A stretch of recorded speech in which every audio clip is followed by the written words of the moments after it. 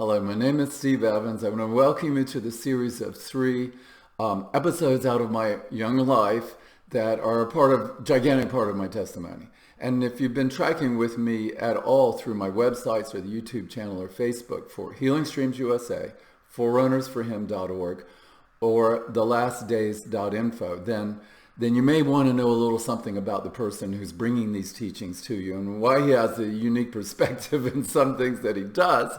And so that all things will be revealed to you if you stick with these three testimonies. And I've called them in my book, Rescued from Hell, which I wrote a decade or so ago. I've called them an unsolicited visitation. It's the thing that launched the whole journey, the whole downward journey. And then after that, there was the night of terror that put the capstone on it. And then finally, it wouldn't be complete and I wouldn't be here now had there not been the night of deliverance. And so to begin with the unsolicited visitation, we have to go back in time to 1969, when as still middle college years, I was a rising junior at Duke University. It was a winter break, and I'd come back, having already tried sex, drugs, and rock and roll, and bent the path of my life by that. I'd been on one of those, looking back was just a golden track from middle-class upbringing to now a great university and what looked like could have been a good career in the world. And I got caught up in the hippie thing and the sex, drugs, and rock and roll. And I got caught up in a quest for spiritual truth, not thinking that it was in Christianity any longer. I had made a prayer on the circle at Duke University. God, I believe you're out there. And if you are, the world needs to know about you. But I've looked in Judaism. I've been to Israel. I'd done archaeology in the Negev the previous summer. And I'd also read through the Bible. I'd sat in Christian churches, never met Jesus, never encountered the Holy Spirit. Didn't know the scriptures, though I'd breezed through the Bible as part of the preparation for going to Israel.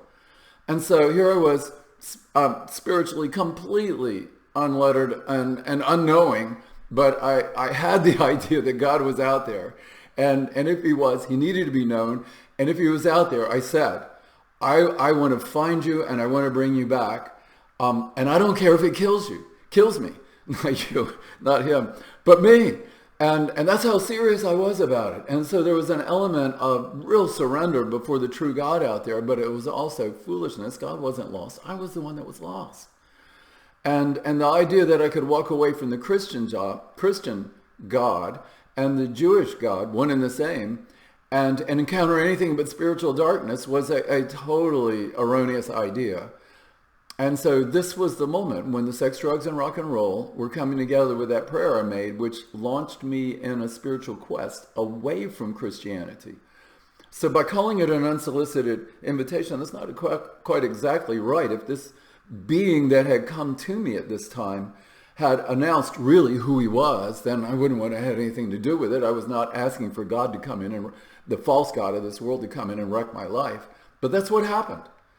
And so I think it's fair to say it was an unsolicited invitation because I was really trying to find the true God out there, but going in the wrong direction. And so what happened was this. I came back to our little tenant farm cottage out in the country in North Durham, and off-campus living. And my roommate was gone.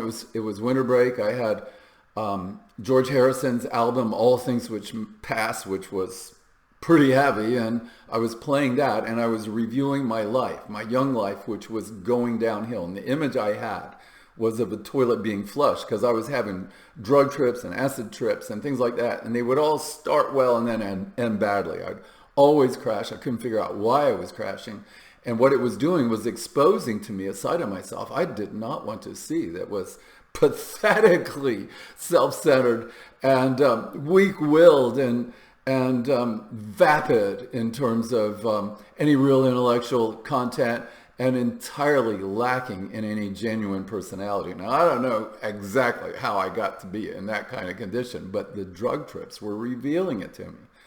And so I was thinking suicide for the first time ever in my life. I wasn't committed to it by any means, but I was thinking about it. And I went to lay down, and all of these dark, heavy thoughts were swirling around me.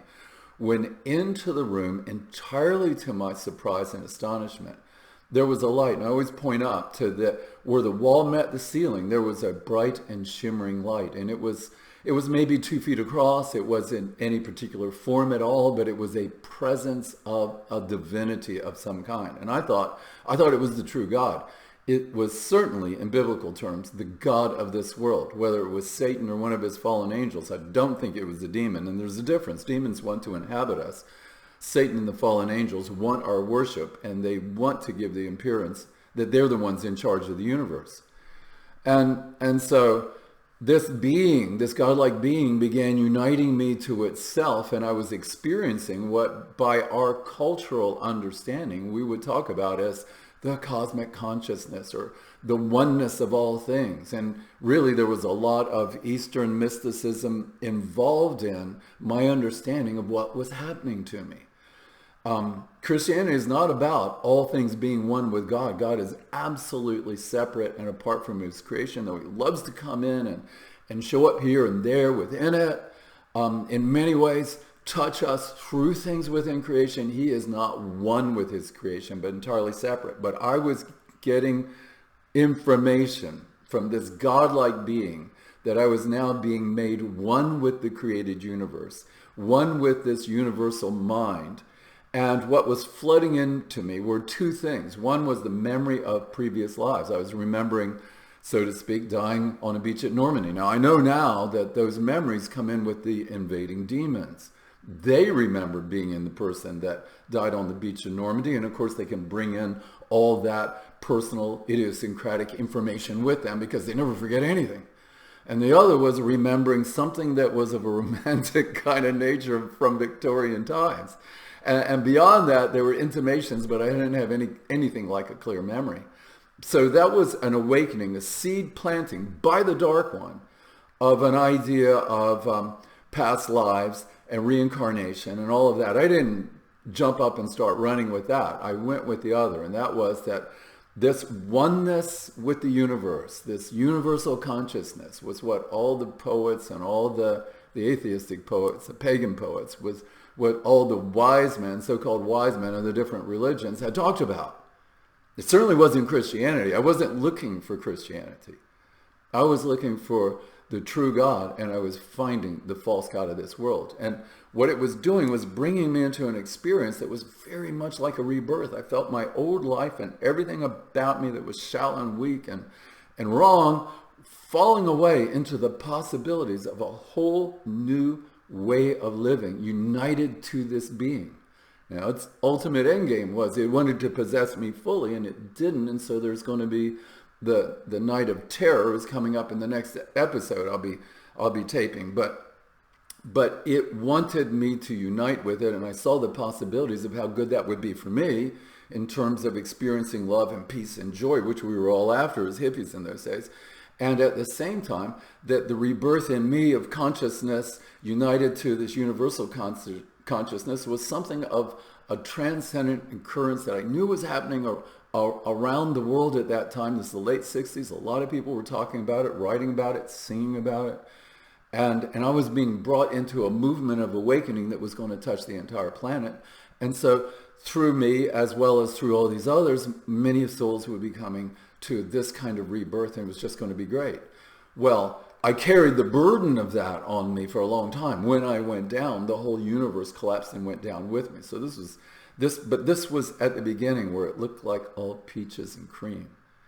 And I came out of this just sailing in the spirit, completely resplendent with joy and writing peace, not for very long. When I tried to communicate to people, they were looking like this, and I started going back into my turtle shell. But for a while, it seemed like I tapped into the secret of the universe. Boy, was I mistaken. Stay tuned for the next episode.